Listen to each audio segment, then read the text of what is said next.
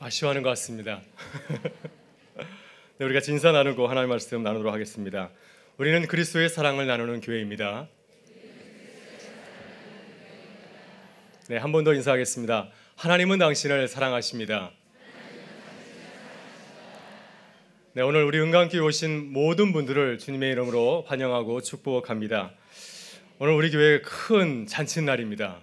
60살 된 날입니다. 회갑을 맞이해서 저희가 여러분을 초대하였습니다. 우리 민족들은 좋은 날 혼자 보내지 아니하고 이웃들을 초대하지 않았습니까? 그래서 이 기쁜 날 우리끼리만 잔치하지 아니하고 우리에게 이웃들을 모시고 또 나라를 위해서 수고하시는 분들을 모시고 이 기쁜 잔치를 마련하였습니다. 저희가 바라는 것은 이 예배를 통하여서 우리가 지난 60년간 맛본 그 하나님의 은혜와 사랑을 나누고 또 그 하나님을 만나는 귀한 기쁨이 우리 모두에게 함께 하실 수 있기를 주의 이름으로 축원합니다. 조금 전에 보았던 그 영화는 2003년에 개봉된 니모를 찾아서라는 그러한 영화입니다. 아버지의 사랑을 담은 이야기입니다. 아버지 말린은 아들 니모를 아주 끔찍이 사랑하는 싱글 대디입니다. 아버지 혼자서 자녀를 키우니 얼마나 힘들겠습니까? 혹시 아들을 잃어버리지 않을까 노심초사 늘 아들을 돌보죠. 아들이 학교에 들어간 이후에는 혹시 얘가 딴 데 가는 거 아니야? 하는 마음으로 그 뒤를 몰래 쫓기도 합니다. 또 아들에게 위험한 곳에는 전혀 가지 말라고, 성화가 있는 곳 아니면 인간 보트가 있는 곳에는 가지 말라고 했는데 늘 아들이 그렇죠. 이 아들 니모도 아버지의 명을 어기고 이제 인간 보트를 구경하러 갔다가 그만 스킨 다이버에게 붙잡히고 맙니다. 그래서 아들과 생이별하는 그런 아픔을 당하게 되죠. 그런데 이 아버지 말리는 정말 못 말리는 아버지입니다. 왜냐하면 그 아들 니모를 찾기 위해서 갖은 수고를 다하기 때문이죠. 그래서 그는 모든 난관을 다 극복하고 드디어 아들 니모를 찾아서 데려온다는 아주 감동적인 스토리입니다. 오늘 저는 성경의 얘기를 같이 나누고자 합니다. 성경 이야기는 한 아버지의 사랑을 다루고 있습니다. 요한복음 3장 16절은 성경의 내용을 한마디로 이렇게 요약해서 우리에게 전해주고 있습니다. 우리 같이 한번 읽어볼까요? 하나님이 세상을 이처럼 사랑하사 독생자를 주셨으니 이는 저를 믿는 자마다 멸망하지 않고 영생을 얻게 하려 하심이라. 아멘. 성경은 하나님을 아빠 아버지라고 소개를 하고 있습니다. 우리 사랑하는 자녀들이 어렸을 적에 아빠의 품에 안길 때 아빠 하면서 안기질 않습니까? 아빠의 그 사랑스러운 그 다정한 아빠, 하나님이 이와 같다고 하는 것이죠. 여러분은 하나님을 어떻게 이해하고 있습니까? 교회 안에 있는 사람도 그렇지만은 교회 밖에 있는 많은 분들이 하나님에 대해서 오해들을 많이 하시더라고요. 많은 사람들이 하나님에 대해서 오해하고 잘못 생각하고 있는데 종교 개혁을 일으켰던 마틴 루터도 하나님에 대해서 잘 알지 못할 때 하나님을 굉장히 무서운 분으로 오해하였습니다. 그래서 그는 그 하나님에게 인정받고 싶어서 수원에 들어가서 오랫동안 수도를 닦기도 하였습니다. 아주 오랫동안 하나님을 모시고 살았던 유대인들도 마찬가지입니다. 유대인들은 하나님을 아주 엄격하신 분으로 생각하였습니다. 내가 율법을 잘 지켜야 그 하나님께서 나를 사랑하시고 또 나를 구원해 주시는 것은 아닌가 생각해서 그들은 아주 율법을 엄격하게 잘 지키는 사람들입니다. 그리고 율법을 잘 지키지 못하는 사람들은 죄인이라고 해서 상종도 하지 않으려고 하죠. 그래서 예수님께서는 많은 사람들이 하나님에 대해서 잘 알지 못하고 있다는 사실을 아시고 비유를 통하여서 우리에게 하나님을 소개해 주었습니다. 두 아들을 가진 아버지가 있었습니다. 하루는 둘째 아들이 아버지께서 와서 다짜고짜 유산을 달라고 하는 것입니다. 아버지, 내 유산 주세요. 여러분이라면 어떻게 받아보겠습니까? 내 아들이 이제 커서 재산을 달라고 안 하면서 기쁘게 주겠습니까? 유대인들에게 재산을 달라고 하는 말은 아버지 그만 죽으세요. 이제 나에게 내고 주세요. 이런 뜻을 담고 있습니다. 만약 아들이 나에게 이러한 요구를 한다면 얼마나 황당하겠습니까? 유대인의 관습에 따르면 이런 아들은 돌로 쳐서 죽여도 된다고 되어 있습니다. 그런데 이 아버지는 아들의 요구대로 재산을 다 물려주었습니다. 자신에게 생명과 같은 그 토지, 그 부동산을 헐값에 처분하여서 아들의 소원대로 유산을 다 물려준 것이었습니다. 이 아버지는 연희 아버지와는 달리 아주 충격적인 모습을 우리에게 보여주고 있습니다. 왜 이 아버지는 아들의 요구를 그냥 다 들어주었을까요?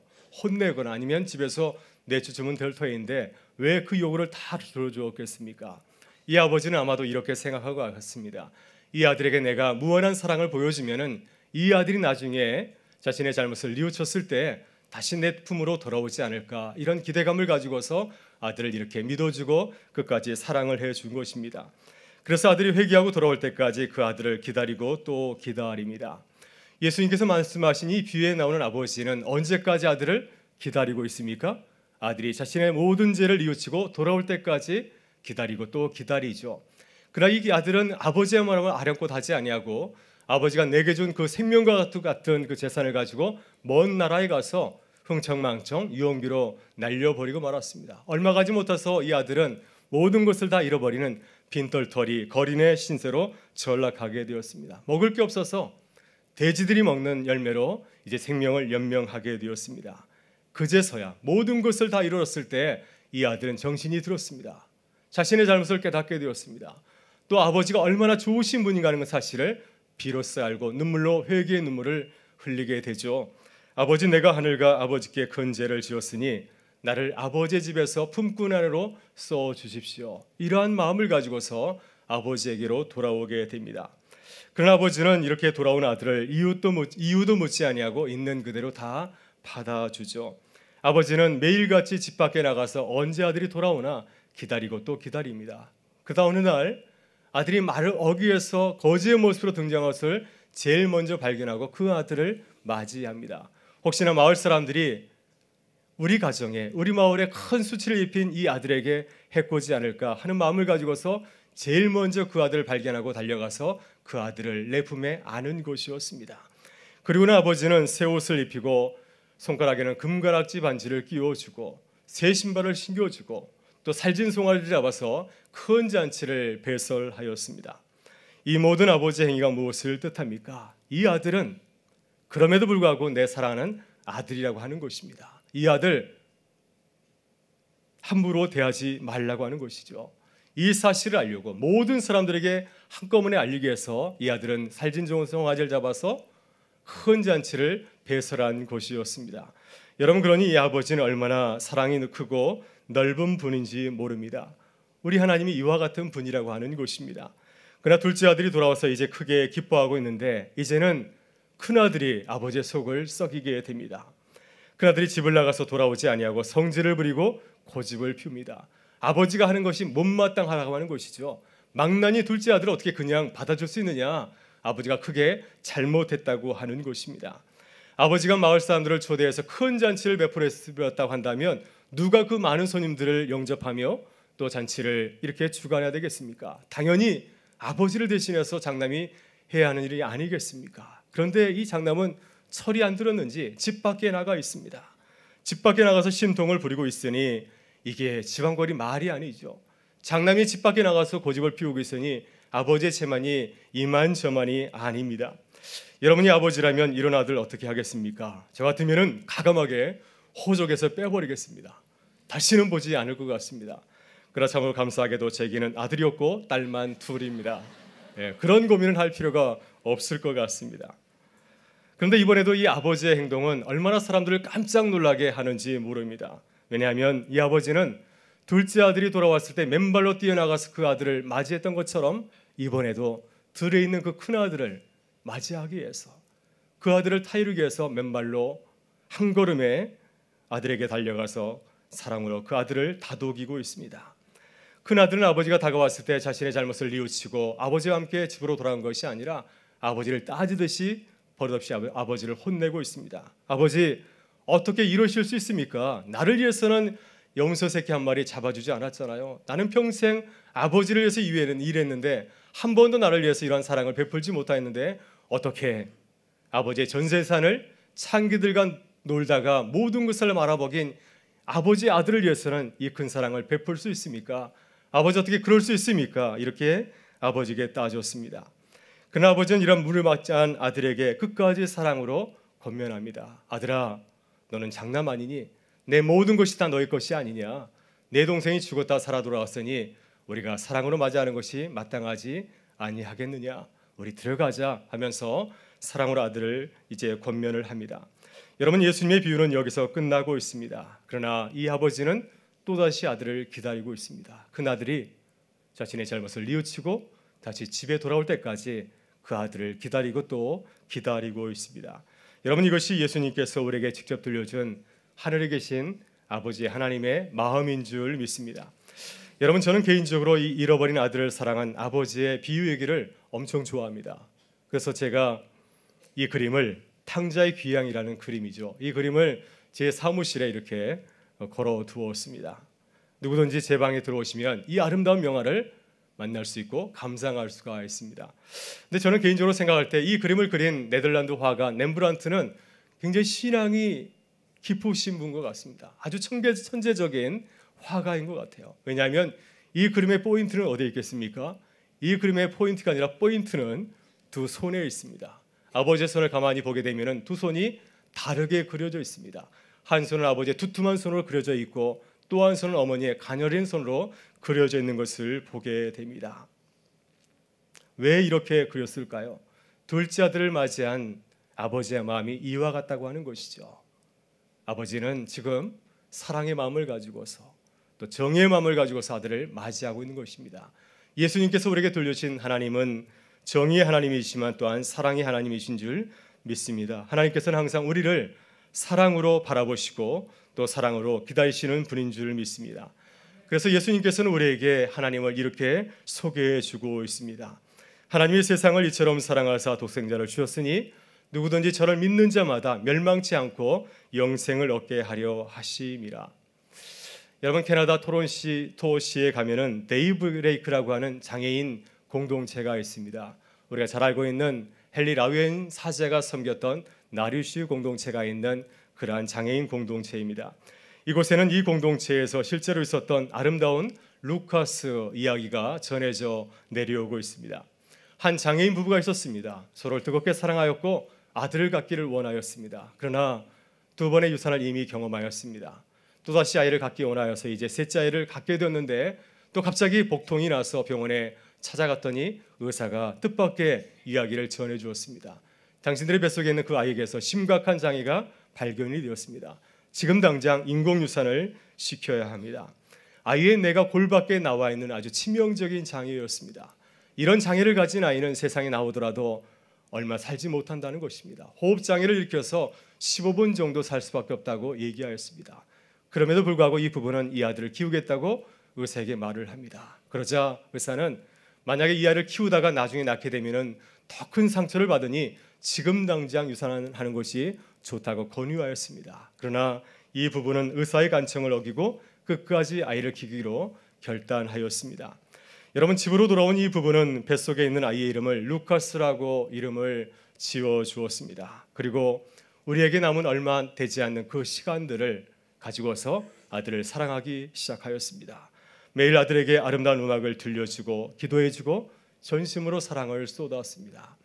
이제 출산의 날이 다가왔습니다. 긴장과 두려움 속에서 이 부부는 사랑하는 아들의 얼굴을 볼 수가 있었습니다. 그러나 아들은 머리 뒤에 뇌가 삐져나온 주머니가 달려 있었습니다.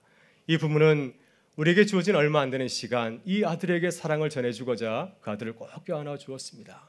15분이 지나고 30분이 지나고 1시간 지나도 루카스는 세상을 떠나지 않냐고 여전히 가쁜 숨을 몰아쉬면서 살아 있었습니다. 2시간이 지나고 3시간이 지나자 의사는 이제 집에 가도 좋다고 하였습니다. 루카스를 집으로 데려온 부부는 루카스에게 할 수 있는 모든 일들을 이제 해주기 시작하였습니다. 세례를 받게 해주었고 매일같이 기도를 해주고 또 루카스의 품 안에 사랑의 선물을 안겨 주었습니다. 또 공동체 식구들을 불러서 매일같이 파티를 열어주었습니다. 그렇게 아름다운 시간들이 다 지나가고 마지막 시간이 다가왔습니다. 루카스는 17일 동안 살아 있었습니다. 루카스를 떠나보내는 날 데이브레이크 공동체 예배당에서 조촐한 장례식이 거행이 되었습니다. 이제 모든 예식이 다 지나고 이제 마지막으로 루카스와 작별의 시간이 되었습니다. 그때 이 루카스의 아버지 어머니가 간 앞에 서서 거기 있는 사람들에게 침묵을 깨고 이야기하였습니다. 루카스와 함께하였던 지난 9개월은 참으로 소중하고 아름답고 행복한 시간들이었습니다. 이 시간 동안 우리는 루카스와 얼마나 많은 대화를 나누었고 또 사랑을 나누었는지 모릅니다. 지금도 우리는 루카스를 사랑하고 있습니다. 마지막으로 루카스의 아버지가 이렇게 고백하였습니다. 저는 루카스로 인해서 비로소 아버지가 될 수 있었습니다. 나를 아버지 만들어준 루카스에게 감사합니다. 루카스는 사랑하는 아들의 고통과 죽음을 지켜보는 아버지의 마음을 알게 해 주었습니다. 여러분, 이렇게 루카스 이야기는 끝을 맺고 있습니다. 오늘 주님께서는 이 루카스의 이야기를 통해서 하나님의 은혜와 사랑을 돌아보고 감사하게 합니다. 우리의 인생을 깊이 돌아보면 17일 살다간 그 루카스의 그 모습은 바로 우리의 너무나 닮았다는 사실을 깨달을 수가 있습니다. 여러분, 우리가 영원한 하나님 앞에서 17일 살든 또한 70년을 살든 그것이 무슨 차이가 있겠습니까? 우리는 루카스처럼 죽을 수밖에 없는 아주 치명적인 장애를 안고 살아가는 사람들인 줄 믿습니다. 우리는 루카스를 통하여서 우리의 절망적인, 죽음을 피할 수 없는 절망적인 우리의 모습을 발견하게 됩니다. 그러나 우리는 루카스의 이야기를 통하여서 또한 하나님의 크신 은혜와 사랑을 깨닫게 됩니다. 왜냐하면 루카스 부부가 17일밖에 살다가지 아니한 그 아이를 위해서 모든 것을 아끼지 아니하고 사랑하신 것처럼 우리 하나님께서 우리를 포기하지 아니하시고 우리를 끝까지 사랑하기 때문입니다. 그분은 우리를 살리시려고 자신의 아들 예수 그리스도를 이 땅 가운데 보내셨고 우리를 죄와 죽음으로부터 살리기 위해서 십자가에서 죽게 하셨습니다. 주님은 루카스와 같은 우리를 살리시려고 자신의 소중한 아들을 희생시킨 것이었습니다. 오늘 저는 우리 교회 처음 나오신 분들에게 이 하나님을 소개하고 싶습니다. 오늘 저는 주님이 우리에게 베푸신 놀라운 주님의 은혜, 이 어메이징 그레이스를 전하고 싶습니다. 여러분이 좋으신 하나님을 만나서 하나님의 자녀로서 풍성한 삶을 누리며 이 땅을 살아갈 수 있기를 간절히 바랍니다. 이 하나님을 믿고 영접한다고 한다면 하나님께서는 여러분을 주님의 자녀로 삼으실 줄 믿습니다. 그리고 루카스의 부모처럼 여러분을 사랑하시고 영원히 여러분과 함께 하실 줄 믿습니다. 오늘 이 시간 이 하나님을 나의 구주로 믿고 고백하는 여러분 되실 수 있기를 주님의 이름으로 축원합니다. 함께 기도하겠습니다. 하나님 아버지, 감사합니다. 우리에게 창립 60주년의 기쁨을 주시니 감사드립니다. 또한 사랑하는 이웃들과 함께 이웃초청 주일 예배를 드리게 하시니 감사합니다. 올 하루 주님께서 우리에게 주신 60년의 은혜를 돌아보면서 감사하는 복된 하루가 되게 하여 주옵소서. 오늘 주님의 전에 처음 나오신 우리 이웃들을 축복하여 주셔서 늘 건강하고 하시는 모든 일들이 주 안에서 형통케 하는 축복을 누리게 하여 주시옵소서. 오늘 이 예배를 통하여서 우리 주님의 사랑을 깨닫게 하여 주셔서 좋으신 하나님 아버지를 나의 주로 믿고 고백하게 하여 주옵소서. 그래서 이 험하고 어려운 세상을 넉넉히 승리하고 하나님의 자녀로서 천국의 삶을 살 수 있도록 인도하여 주시옵소서. 오늘 우리에게 귀한 만남을 주신 우리 주님께 감사드리오며 예수 그리스도의 이름으로 기도드리옵나이다. 아멘.